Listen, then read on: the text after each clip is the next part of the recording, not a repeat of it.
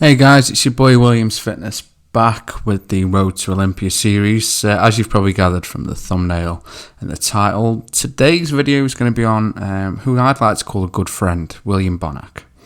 Now, obviously over the past few days we've touched on people, their potential at obviously winning the Mr. Olympia, their potential going forward after setbacks with regards to say Phil Heath, etc.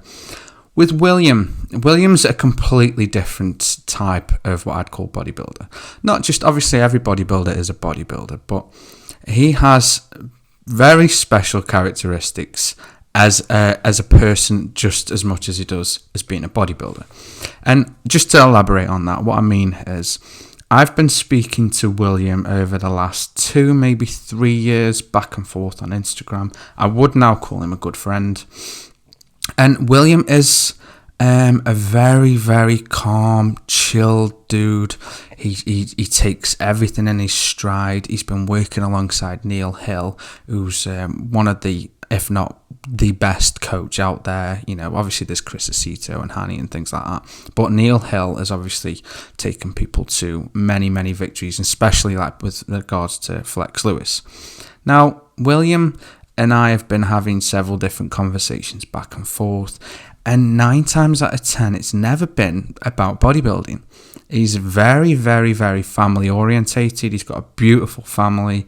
William's also helped me out quite recently with some charity and fundraising I've been trying to do for a mutual friend's little boy who's in the Great Ormond Street Hospital.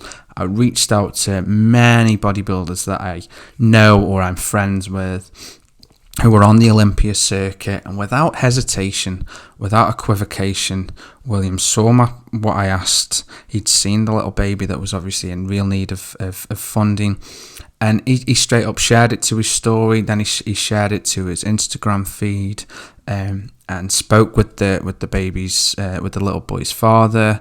And this is why I love William, and I genuinely have an actual love for William as a person. He is my favourite bodybuilder, and he was way before all of this, because everybody's got to have a favourite. Everybody has a team they support. Everybody has, whatever it may be in life, whether it's a sport you follow, everybody has a favourite. And William's always been mine way before this. It's obviously going forward from this, I see him in a different light now. I see him in a much better light after speaking with him.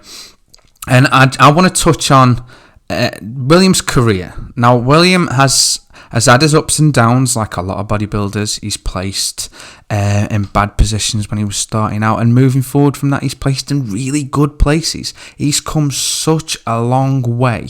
Obviously, the first time he stepped on the Olympia stage, he placed 15th. At the time, I genuinely don't think he was that bothered about his placing, because getting on that Olympia stage for any bodybuilder is the most important thing in their career at that time, is getting there.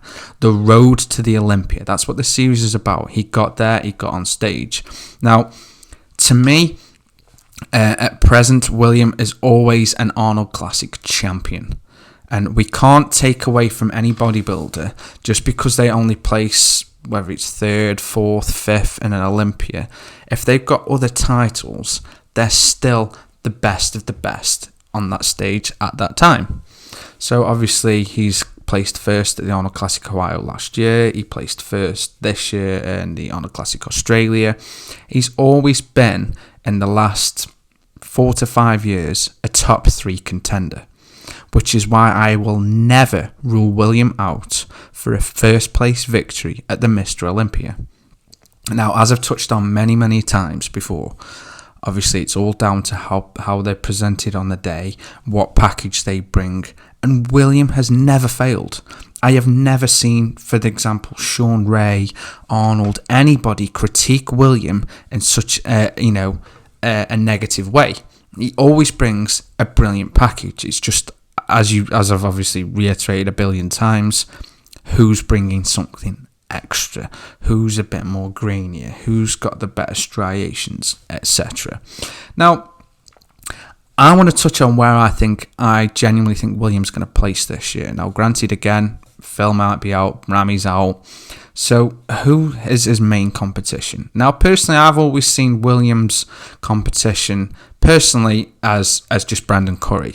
I think they're on a very even keel with muscularity, muscle maturity, muscle bellies, striations, etc. They both bring a very, very strong package.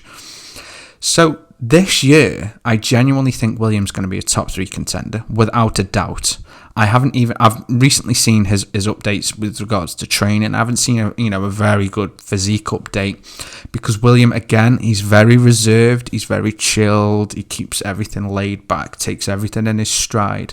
So this year, I genuinely think William is going to be a top 3 contender, not a top 5, a top 3. I genuinely think his main competition is going to be Brandon Cory and Sean Roden. Those will always be my top 3 for this year, just on what I've seen over the past few months. And again, with pattern and repetition, Williams only gotten better and better and better. Whereas some pros, example, Big Ramy, he's come in really good one year and done really poorly the year after, and the consistency isn't quite there.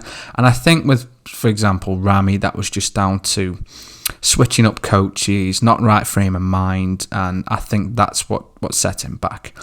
But with William and his relationship he has with Neil Hill, and just to point this out, and some of you may not know, Neil Hill also trains Flex Lewis, is a 212 champion. He's won it year after year after year. So that just shows the caliber of trainer and relationship that obviously Neil has with Flex, but that also bodes well for William and Neil, because they have such a fantastic relationship together. Now, you've probably seen on Instagram, Neil will sit down and have a meal with William. He's good friends with just his family, and that's the type of relationship. It's not really a business deal. It seems like they're really good friends, and I think that's genuinely brought William out, because like on Instagram, obviously William posts his posts and this, that and the other, and he's not flamboyant, he's not out there and, doing things for attention. And that's kind of what I personally like about him. He's not obviously kept down to everybody's taste, because you get bodybuilders that they're out there and they're, throwing things around and money around and doing this and doing that and doing it for the gram. William, to me, does it for the sport, and that's the energy I feed from William, as he's got such a passion and a love for bodybuilding as it is. I don't think he's that bothered about the hype and the followers, and I genuinely think he loves his fans. Because I've seen him, I've not met William, and there's one thing I really want to do in the near future is to meet William, maybe do even an interview with him, who knows. I'll tag him in this video anyway. But again, I genuinely think this year is his year, and obviously I'm saying that because he's my favourite bodybuilder, but again, past performance can predict future outcome. And all he's done since 2017 is place in the top 3. Obviously, 2018 he got 4th, but again, I don't think that was fairly placed. But that's the results are the results. They're set in stone. It is what it is. So, what do you guys think? Honest opinions now, because obviously, like I say, William's not really that out there on things like Instagram and stuff. Do you think he's like a people's champ? Do you think he is a top 3 contender? Do you think he can beat Sean Roden and Brandon Cory? We've obviously seen the video with Sean Roden out of season that went viral because he got some body fat on. God forbid, the guy's a bodybuilder. This is the thing, guys. This is the thing that people don't understand. And real followers of the sport know, out of season, bodybuilders carry fat. It's simple. It's simple math. To bulk up, they can't stay lean. It's not that simple. They have to obviously have an off season. That's the whole simplicity of calling it an off season. So, with obviously the hype that went around Sean, and then obviously I think Nick Strength and Power covered a video when he did an update as if to say, I think it was more of a fingers up to people that were, the haters basically saying, oh, you look trash, blah, blah, blah. But we've seen, there was viral videos of Lee Priest back in the day when he was eating a burger. It's off season. That's the point.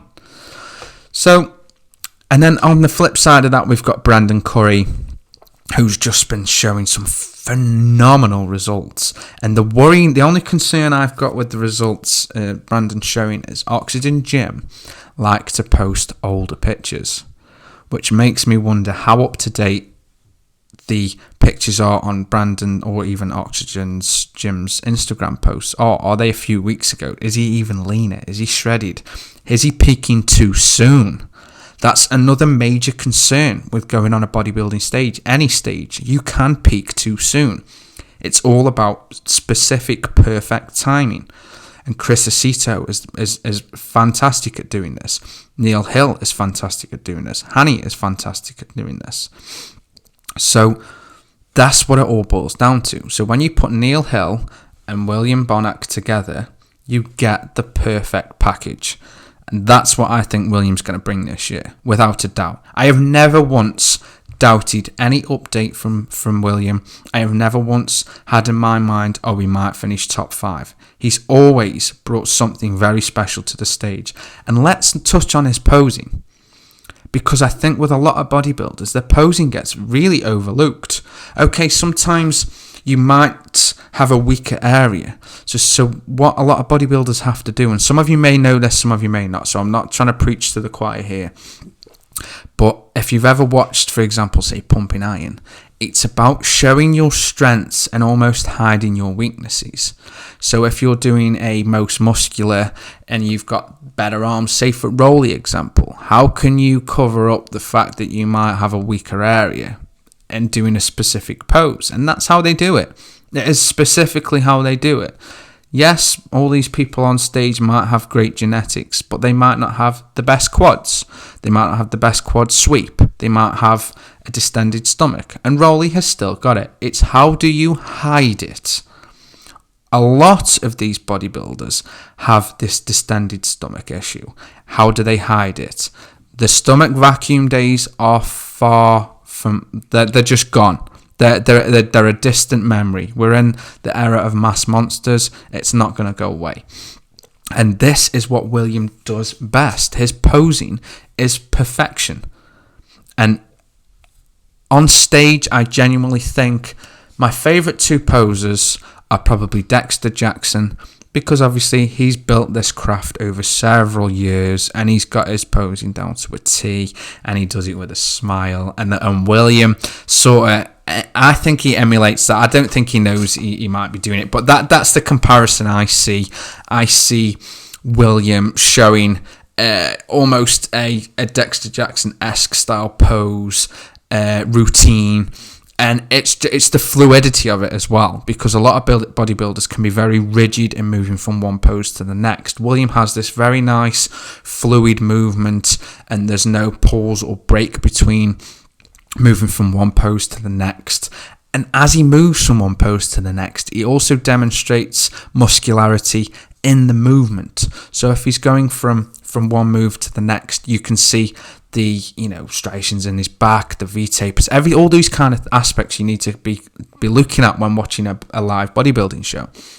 So what do you guys think? Do you guys think I am just riding the coattails of my favourite bodybuilder? Do you think genuinely I've got a very valid point? Do you think he could win this year? I know a lot of comments I've seen from the past couple of videos is a lot of people think it's between Sean and Brandon. I just don't want you guys to not consider William as a number 1 contender. I genuinely think he is, and that's what I want you to watch this year on stage. And I want to point out other bodybuilders for this reason. Let's enjoy the show per person and let's see what the outcome is. So on that note, guys, comment below. Let's have a conversation about this. Let's talk about it. Thoughts, feelings. Give me a list, your top 3 this year. And why. Don't just list some names. Tell me why. Why do you think Sean Roden's going to win this year? Why do you think Brandon Cory is going to outperform X, Y, and Z? Who's your favourite performer on stage? Who, not necessarily who's going to win, who do you like watching? Who brings that energy, that atmosphere to the stage? Comment below, guys. I've been Williams Fitness. You've been you. Peace.